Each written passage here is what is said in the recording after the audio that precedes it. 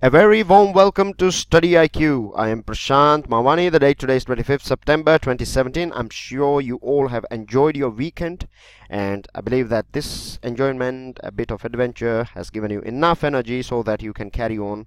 The whole week, right? It has given you, if it has filled you with new energy and vigor, and that is required. We need a small break, isn't it, after a couple of days of hard work, and Sunday is a good day to celebrate that. Now let me tell you something about our mood, or let me start with how our brain works. Now the thing is, do you know that our brain captures emotional information a few microseconds earlier than the logical department? Basically, we have two departments. One is emotional, one is logical.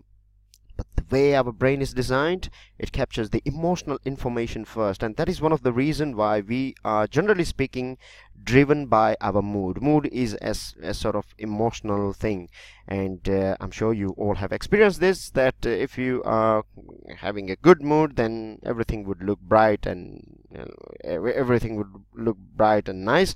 But if we are in a sort of a bad mood, then the things look very dark and bleak. What I'm trying to tell you is that moods are temporary, and the good thing is that if you start practice, or if you start observing your moods, then you will find that you'll be able to identify their types, and once you start identifying them, you can manipulate them as well. So this is a thing, and it will help you a lot with your studies, because many times when we feel that we are bored, we are not interested, etc., then remember, it is the mood that is driving you. On the logical side, your capacities are as same as it were when you were in good mood. It is only this sort of mood that is refraining you from studying. So do practice this thing. Try to identify your moods and see the changes that will happen in your life. Now let's start with editorial, and before moving ahead, let me tell you about the Navratri offer. Now the clock, you don't have that many days if you want to get benefit of 30% discount that is available on all pen drive and tablet courses. We have different tablet and pen drive courses for SSC, bank, UPSC and other government exams. If you have any further doubt, question or query, feel free to give us a call on this number, or you can check out our StudyIQ.com website as well. Now, Afghan Overture. Now what is it all about? We have talked about it in different formats, and I'm sure for all of you it would be a sort of easy read, but of course we have some new things to discuss about as well. But the basic structure, I'm sure it is crystal clear in your mind. Now, Trump's policy. We have talked about it, that Donald Trump, or basically America, came out with a policy on Afghanistan in which it was a bit sort of rough on Pakistan. It was a bit angry on Pakistan, the way Pakistan is handling all these things, etc. And in that policy, they have also appreciated, or they have said that we need India on our side. USA has said that India can play a important or crucial role when it comes to stability, democracy, etc., things of Afghanistan. And under this thing, India has also, we know that India has been helping Afghanistan for the longest period of time, and India has planned to expand its security assistance to Afghanistan by training police officers. India is training the defense personnel, but now India is going to train police officers as well. Earlier, many police officers of our country have worked there. I remember a couple of years ago, I think it was in 2013 or 14, there was a police sub-inspector from Kashmir, the lady police sub-inspector, and she was awarded United Nations award as well because of her outstanding contribution in women empowerment in Afghanistan. So this is a small example that India has always engaged, particularly in the police department as well.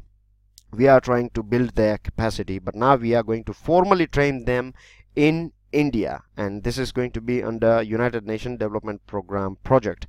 Now what message we are trying to convey by training this police officer? What we are trying to say, that we are committed to Afghan stability. The reason why we are training police officers now, because the way things are going on in Afghanistan, earlier we know that when the military or the army, when it was fighting with Talibani people, it was more on the border, Durand line, that is between That is the name of the border between Afghanistan and Pakistan. But now, from last many years, we are seeing that casualties or the people dying are basically in village and sort of city area, urban area.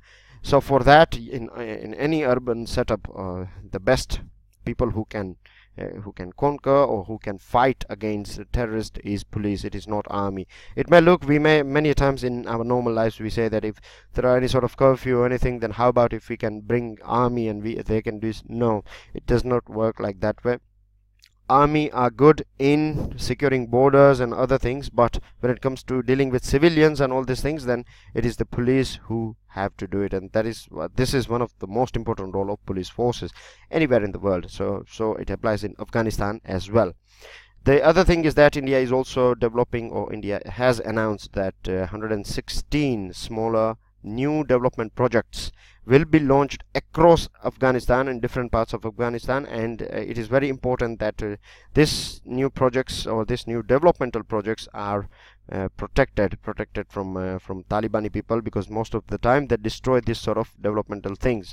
We have talked about Bamiyan Buddha. You know that Bamiyan Buddhas were literally destroyed by this Talibani people, and in the same way, any sort of developmental project they are basically destroying the gas pipelines and oil pipelines and other things as well. So we have to protect these things. Police forces have to their capacity has to be enhanced, and we have to make sure that they are protected from the attacks of this thing. The second thing, the second message that India is trying to send, and this is to Pakistan. India has clearly stated, we know the war of words going on in United Nations Security Council, United Nations General Assembly, the way Pakistan talked about this Kashmir issue, and Pakistan was saying that India is after all the trouble through which Pakistan is going through, etc. And India has, Sushma Swaraj has clearly stated, we have talked about it yesterday, right? That is on Sunday's Hindu analysis. So you know things about this Pakistan-India war in United Nations General Assembly. So what India has said, that Pakistan basically said that there is no role of India in developing Afghanistan at all, right? Or there is no requirement, or India has not done anything so far. But Indian engineers are going to refurbish the Soviet era planes, and they are going to repair the helicopters that were donated to Afghanistan last year, donated by India. So when Pakistan is saying that India is not doing anything, then it is literally wrong. It has to check the facts. Now India has also sent a clear message to United States and NATO as well.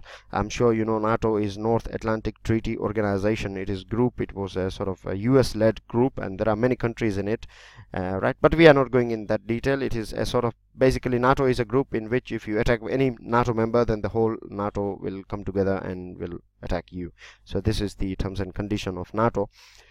But India has said to United States that India is ready to develop, but it is going to work in its own way, in its own style.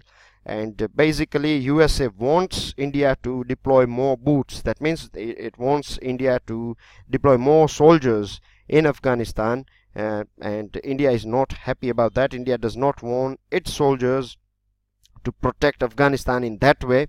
Rather than that, India is opting to train Afghani people, Afghani soldiers and Afghani policemen, so that they can look after their country. And India does not want any sort of casualties. We don't want our soldiers to die in Afghanistan. So this is one thing, and India has clearly stated this thing. Apart from that, India-Afghanistan trade fair is going to be sponsored by USAID, and USAID stands for United States Agency for International Development. Don't confuse it with United States Afghanistan India Development, right? Keep it crystal clear. This is the full form of that thing. Then there is one more item that is mentioned here, and it is important. I thought I should explain this thing to you in a sort of in-depth fashion. And India, Afghanistan and Iran trilateral arrangement. Now we know that Pakistan is between India and Afghanistan, so of course we have to find some other way, isn't it? And this is what we discussed about Chabahar port. Now let me tell you one more thing to all those students, particularly who are preparing for UPSC, right? Civil Services Examination. Now you are following the Hindu analysis, right, and it is a good start for the morning. But in the evening time, StudyIQ also provides PIB, that is Press Information Bureau analysis, and you get this video in both Hindi and English, and I would recommend all of you to go through that as well. It will take another 20 minutes, 20-25 minutes, maximum 25 minutes sometimes. And this video is basically these two things, the Hindu analysis and PIB, will work as it will complete the whole circle of current affairs for you guys, particularly for those preparing for UPSC. So do check that one out, because many times we talk about these things like Chabahar. A couple of days ago I have explained the whole thing, its project importance, etc. So it will help you a lot. Anyways, let's coming back to this thing, India, Afghanistan and Iran.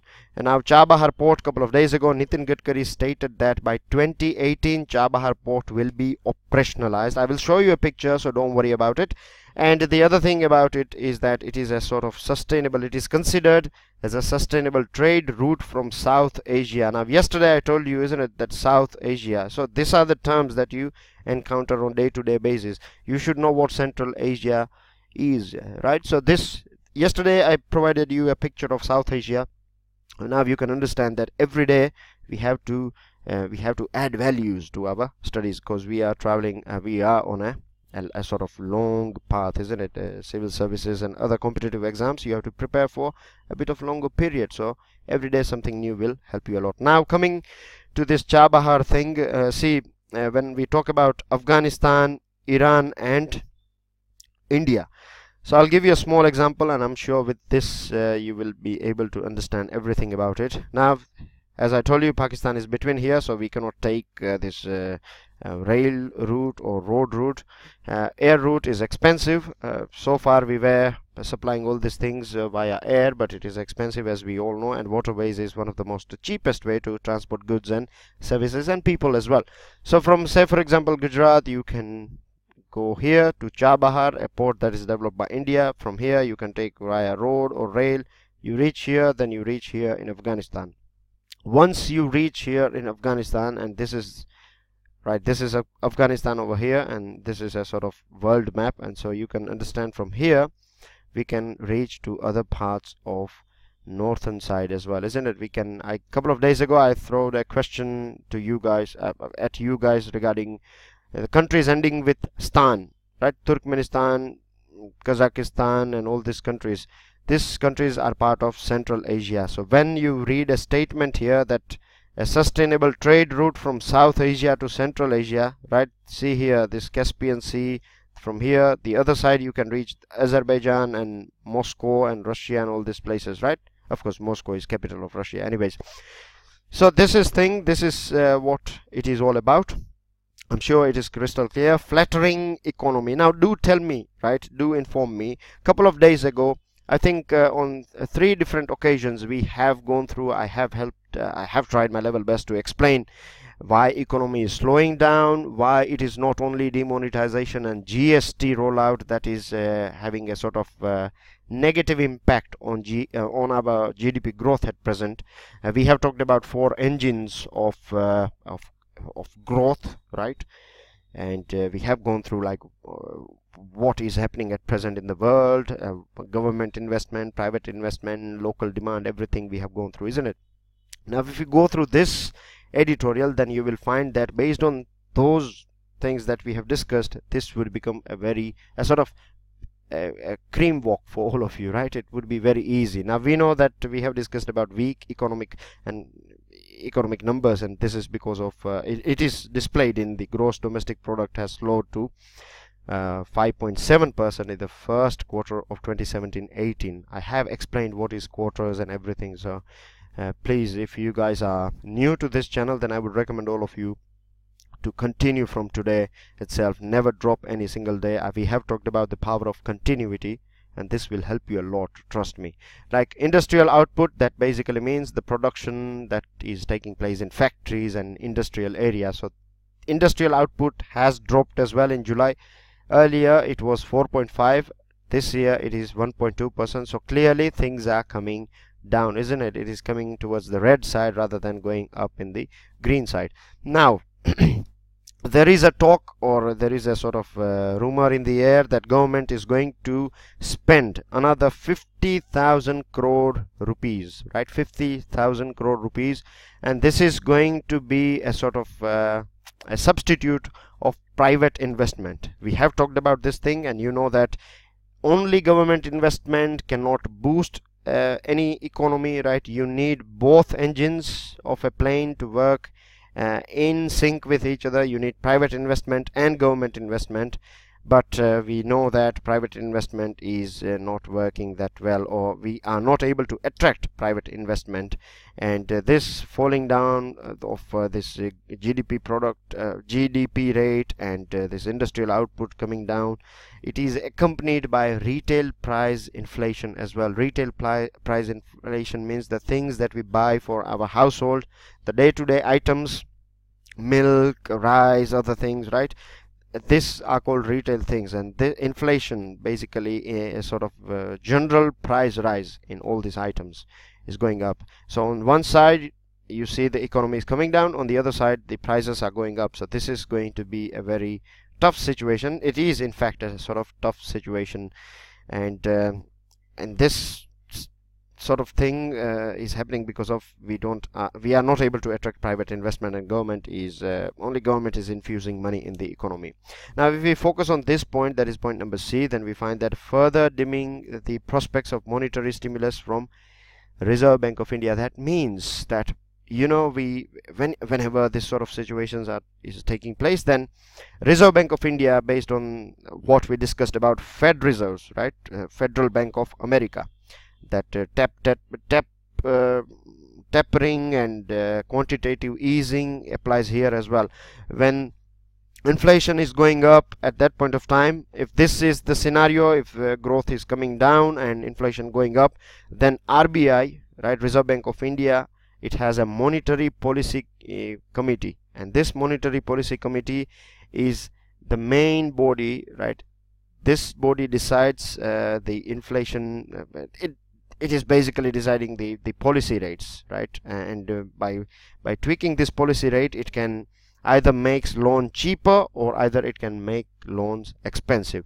At present, the need of the hour is cheaper loans, because if cheaper loans are available, then private investors or the businessmen will borrow this loan from the bank, and then they will invest in the money. Then they will invest this money in the economy, right? In this way we can get private investment. But if the interest rates are high, then they are not going to borrow it. At present, the rates are, generally speaking, high, and we definitely need lower interest rate to run this cycle. But if this is the way we are going, then RBI monetary policy is not going to cut down any rates, and that is again going to produce some more problems for our economy. Now remember, earlier RBI was, this is something additional that I want to share with you guys, and additional, when I say, I mean that it was not printed in this editorial.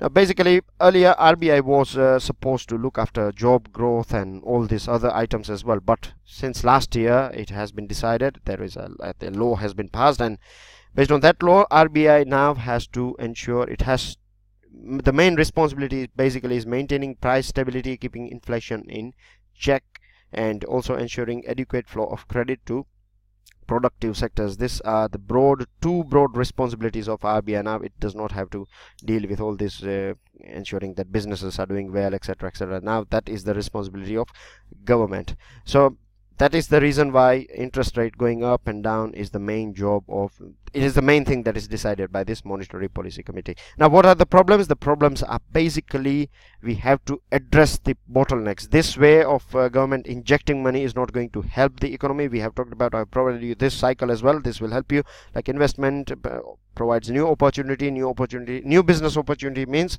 new jobs means more consumption means more revenue in the hand of government in terms of direct and indirect tax. If government is having revenue, then it will again invest for the development of the country. So this is a small revision for all of you. Now what are the bottlenecks? Bottlenecks basically means, you know, the shape of a bottle.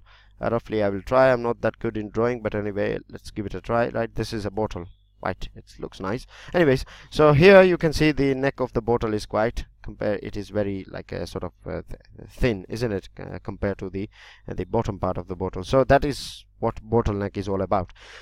Right, so what are the bottlenecks or problems? Many times you find this sort of terminology, right, particularly when we are discussing economy. So students who are not from this background may feel like what bottleneck is, and that is one of the reasons why I explained this sort of things as well. Many of you would be on more advanced level, so you may think that, okay, I'm talking too many basic things, but see, from my point of view, I have all of you, isn't it? I have someone who is preparing for a couple of years, and I have someone who have just started, so I have to keep this balance, so forgive me for that thing. Right, so land and labor, these are two things. You know that if you go to purchase a land in our country, then imagine you are a Japanese country, right? This is going to be the best example. Now you know that Japanese people are very much specific about punctuality. The trains are never late, everything is on time, etc. Now they want to invest. They say, for example, they want to build a Toyota plant, production plant here. Now if they come to Gujarat or West Bengal or any other state, and if they want to purchase a piece of land, and imagine for a couple of years the deal is going on and on, right? They are not able to purchase here, or if it is taking months or years, and this happens in our country, right? That you have different land laws in different states, and this is a big issue for particularly for this companies. So they will rather say, let's go to Vietnam or Cambodia or any other country, and forget about India. Labor laws, we have very sort of out of dated labor laws, and this is again a sort of bottleneck. We are not able to solve it because there are pressure groups. There are many groups that are sort of when you change any sort of, when the government tries to make any necessary changes in labor laws, then there are many groups who would protest against the moves or the things that government wants to do here. So government again wants vote and all these things, and because of that thing they are not able to change it. The other thing is that stopping investors from risking their capital on large scale projects needed to boost growth. What we are doing, we are still not able to provide a sort of ease of doing business environment, right? If you go to China or if you go to, say, for example, Singapore, then you find that law and justice is delivered quite quickly. Here it takes ages. You know that on average it takes 5 years in India for any sort of this business disputes to come to a conclusion. This is an average I'm talking about. It may take more than that as well, but in countries like Singapore or China, it is much quicker. If you want to set up your factory in Singapore, say for example, you will get all clearances in 1 day, right? 24 hours, within 24 hours you will get all green signals or red signals. You will basically get a decision from the government. Here it takes years. Still it takes years, right? And in China it is bit earlier. China is somewhere around 3 months. So that is reasonably fast compared to India. India, it takes more than a year on average. So this is one of the reasons why we are not able to attract for investment from foreign companies as well. Right, moving on to another item, and this is about Bangalore. It is not only about Bangalore, but there are many things that you can connect with it, particularly smart cities and other items like that, or urban planning, urban development. There are many things in it, and this is basically with the help of Bangalore. This author is trying to explain us the importance of dream and how a city should be, and what role does a city play in nation building, etc. Now he is saying that a city is a sort of basically city is a dream, isn't it? Now we know that when we read any novel or when we watch a movie about say for example London, Paris or New York, then this all different major cities or famous cities in the world, they have their own character, isn't it?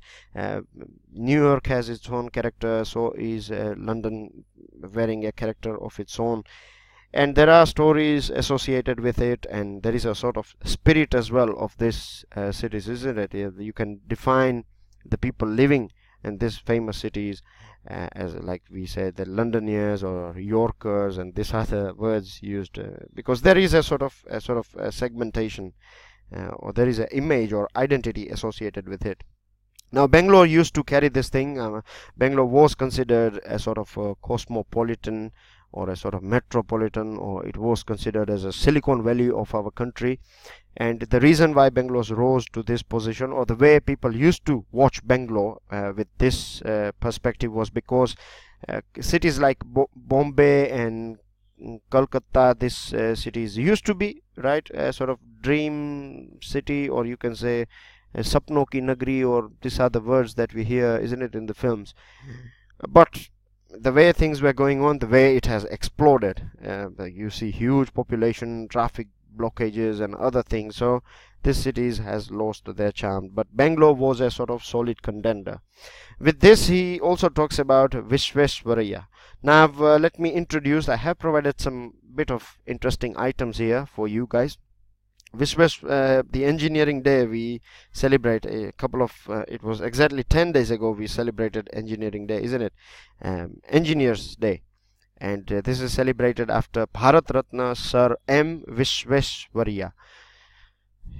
This gentleman, he is considered as you can see, he is Bharat Ratna, and he was a civil engineer. He is considered as one of the top of the range engineer we have ever got.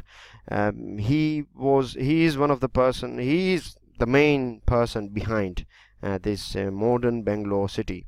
In fact, you might have heard about this thing that Gandhiji used to say, that we have to, rather than industrialization, we have to focus on more sort of rural working and all these things, right? He used to say that industrialize and perish. That means if you industrialize your nation, then we will perish, or we will get destroyed. On the other side, Vishveshwaraya ji, he used to say that industrialize or perish. He was very modern in his approach, right? I'm not trying to compare Gandhiji and Vishveshwaraya ji here. What I'm trying to say that this both people are exceptionally good in their own field. And what I'm trying to say here is that Vishveshwaraya ji, he was a strong believer of modernity. He used to see the things that the way he used to look at the world. Say for example, when he was called for this sorting out the barren land nearby this at present Krishna Raj Sagar Lake and Dam. At that point of time, he saw that this thing can be sorted out once we build a dam or lake here, and he did it, and he has proven that things are possible.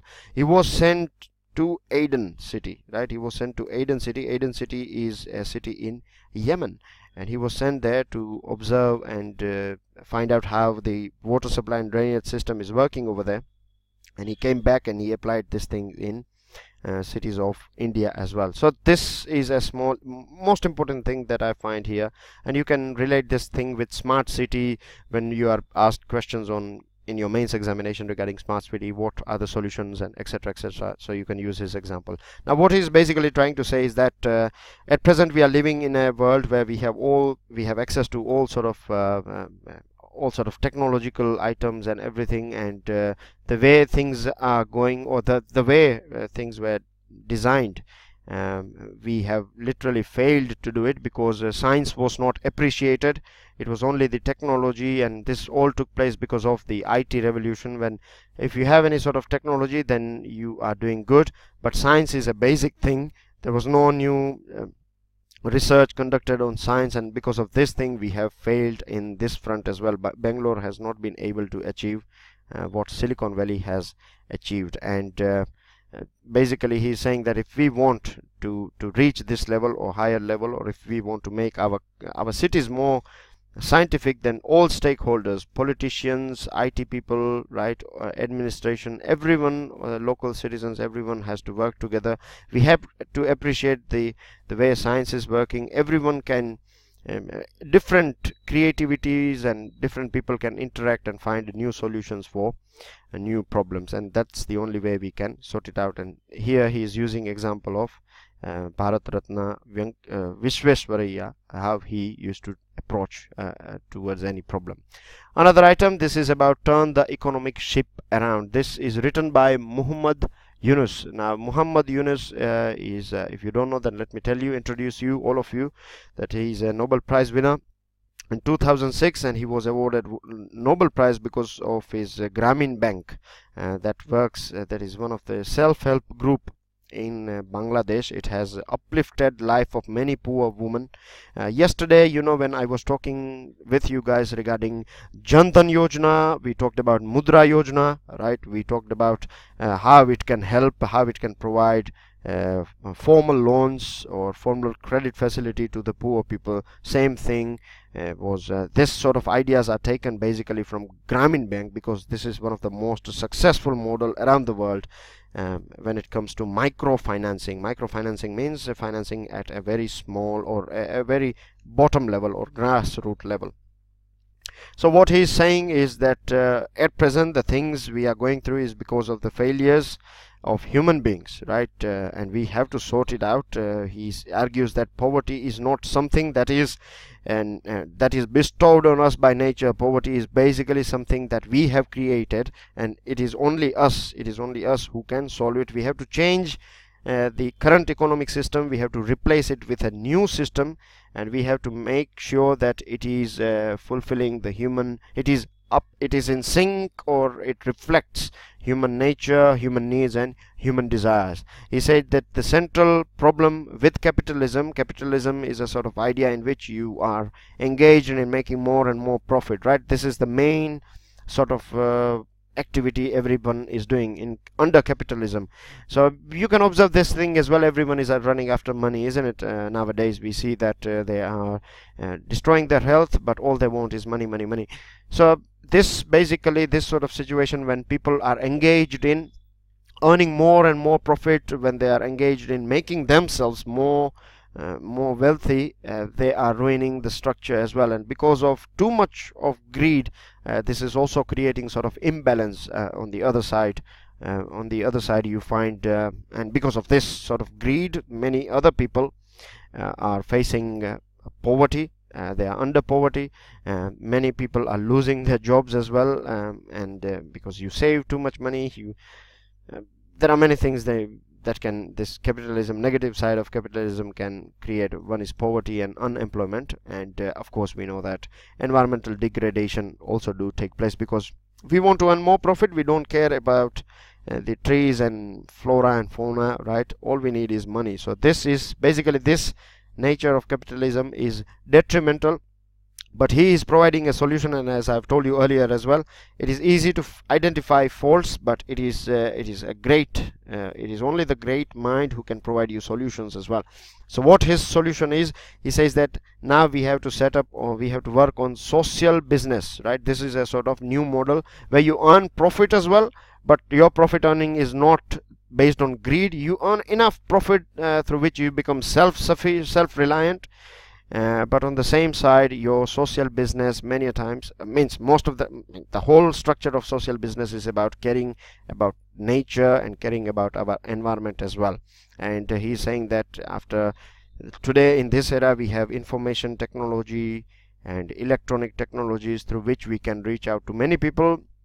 There are many things, there are many business opportunities in all different areas, may it be healthcare, education, marketing, financial service, and many other economic areas, we can change them. We can change the whole fabric of these items, of these different sectors, and we can infuse more social business and technology in it, and through this we would be able to fight poverty, unemployment and environmental degradation. We owe it, he says, that we owe it to future generation to begin moving towards. When we hand over this world to our future generation, it should be with a sort of zero poverty, zero unemployment and zero net carbon emission.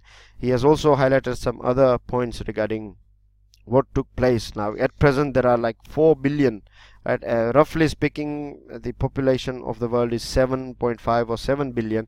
Out of that, 4 billion people are living under poverty. We are not able to manage, we have not achieved Millennium Development Goals, and 2008 was one of the most horrid years in terms of financial crisis and environmental crisis. In 2008, United Nations World Food Program came out with a report, and it said that 73 million people in 78 countries were facing a reality of reduced food rations. That means they were going hungry or they were starving. And on the other side, food prices have gone up, and this is going to be detrimental for the whole world. So he said social business model is the best thing that can help us out with this issue. Now there was a sort of advertisement, and this is about TRIFED for tribals. So TRIFED basically stands for Tribal Cooperative Marketing Development Federation of India Limited, right? TRIFED. It was started in 1987, right? 789. The other way around if you want to remember this thing. So you can start from the end, 789. So it would be easy for you to remember when it was established. Now let me tell you one thing. This again, this topic was discussed by us in PIB, and the reason why I'm highlighting this here is because see, it will help you to complete the circle, as I told you. So if you are not following, then I would recommend to give it a try for a couple of weeks. So Government of India has initiated a number of steps to develop socio-economic condition of tribal people, and the way it is going to do is by providing MSP, minimum support price, for forest produce. So if the tribal people, we know that they are producing the honey, say for example many flowers, and there are other things as well that are produced in the jungle area, and they can sell it in this city area. So government is going to provide MSP, minimum support price, to them, so that they can be supported, and in this way they don't have to migrate to the city area, and they can stick with their traditional business rather than working as a laborer and being exposed to this exploitation that is conducted by contractors and other people. We know about these stories, isn't it? So this is all TRIFED all about, right? This is advertisement, and this sort of advertisements are very much helpful as well. Many times you find questions on this thing. Now Union Rail Ministry, or basically Rail Ministry is union, isn't it? So Rail Ministry has said, or in fact Rail Minister has clearly stated that he is ready to allow the railway to be run by this private players, and he said that this is going to enhance competition between government and private players. Now I think this is a very good idea. The reason is a small example: telecommunication. Earlier it was BSNL that used to run the show, but now we have Vodafone and Jio, and I can go on and on. There are many companies, isn't it? I'm sure you'd be using one of those cards as well, a private company's card. So you know that the competition between government and private, and multiple private players and government, has created a situation that is beneficial for all of us, isn't it? So it is the end consumer who benefits out of the competition. So yes, bring it on. Private companies can run this show in a much more professional way than government, and in fact the main job of the government is to provide governance and not run this sort of businesses, right? Railway is a business, so it is better to do that. We have allowed in private players in road transportation, we have allowed private players in air transportation, then why not in waterways and railways as well? Moving on, Man Ki Baat, I told you on Saturday that on PIB, again I'm sorry about that, speaking too much about PIB, but it helps you. That's the reason I have to emphasize it. Now we have talked about that this is a sort of important. On Saturday I specifically told you that this Man Ki Baat is a sort of apolitical. That means it is not a sort of political discussion. It is a discussion that is conducted by the Prime Minister of our country, so we should listen to it. And many a times you find many things that are important for your mains examination, interview and prelims. Anyways, he has talked about Sankalp Se Siddhi. We have discussed about this thing. Then he has talked about Sardar Patel, and he said that 31st October, basically every year on this day, Run for Unity is celebrated, and I would recommend all of you, if you are not running, then start running, right? This will help you a lot with your studies. You won't have words to express your gratitude. Start running, start doing some sort of exercise, and you can run whatever, how much, it doesn't matter if you run for 5 km or 1k or 500 meter.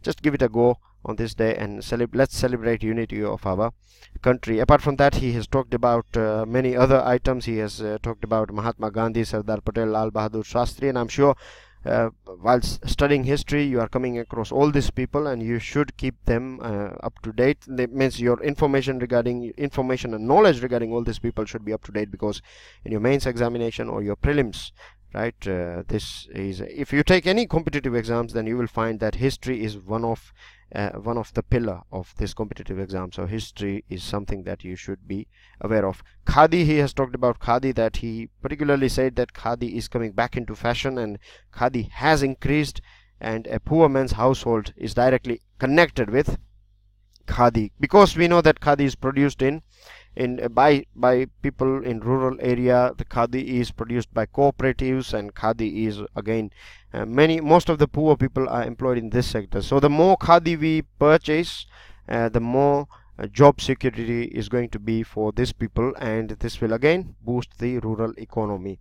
Another thing is about Caribbean islands, and we know that there are two ferocious hurricanes that passed through this part of the world, and it has destroyed basically it has destroyed Caribbean's economy because these islands are famous for tourism. Now remember, when I provided you a picture of Caribbean, I told you that Tropic of Cancer is just passing on the northern side, or just passing above the country of Cuba. What was that indication for? That indication is that below Tropic of Cancer, from southern side of Tropic of Cancer, you start heading towards equator. So that means you are in tropical area.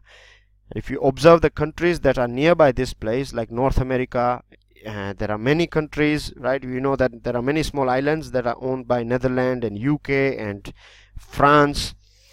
So these islands, dear friends, right, these countries, the USA, France, Netherlands and England, they all have sort of bleak and sort of cold weather, isn't it?